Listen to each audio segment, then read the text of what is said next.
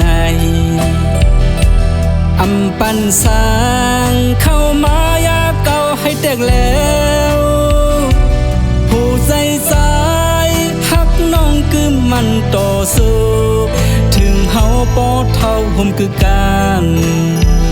หึงหลายปีเมืองปีแลน้องฮักคือมันต่อกั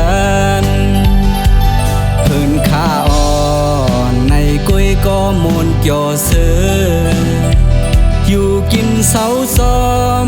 ในนาเฮินฮักอ่อนหาเกี่ยวมนเสือเป็นเฮินข้ากล้วยอ่อนก็เป็นเฮินฮักหาหุ่มคือกันอยู่มนเสาซ้อมในนาเฮินต่างหักจะร้อนเฮาโอ้ลองผ่านแลมีตั้งทุกเสือเกี่ยวนั้นให้คือเดบนลนไหลลาก็เป็นพิงทุ่งเมืองกวนยาวอันอีกสอนก็อำมันคืมไหล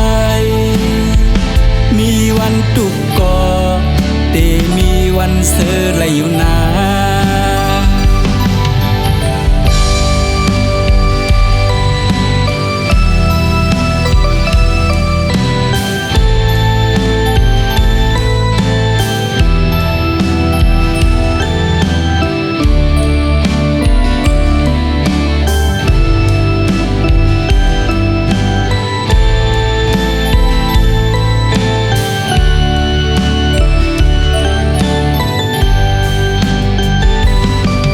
หักอ่อนปีแลน้องโฮมกันในอำปันสร้างเข้ามายาเก่าให้แตกแล้วผู้ใจสายฮักน้องคือมันต่อสู้ถึงเฮาปอเท่าผมคือการหึงหลายปีเมืองปีแลน้องฮักคือมันต่อกันเพิ่นข้าอ่อนในกุ้ยก็มุนเกี่ยวเสืออยู่กินเสาซ้อมในนาเฮินฮักอ่อนหาเกี่ยวมุนเสือเป็นเฮินข้ากล้วยอ่อนก็เป็นเฮินฮักหาหุ่มคือกัน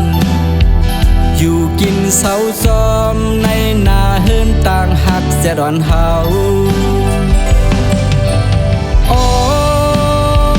ลองผ่านแลมีตั้งทุกเสือเกี่ยวนั้นให้คือเตปนลนไหลลาก็เป็นเพลงทุ่งเมืองโกนยาวอันอีกสอนก็อำมัน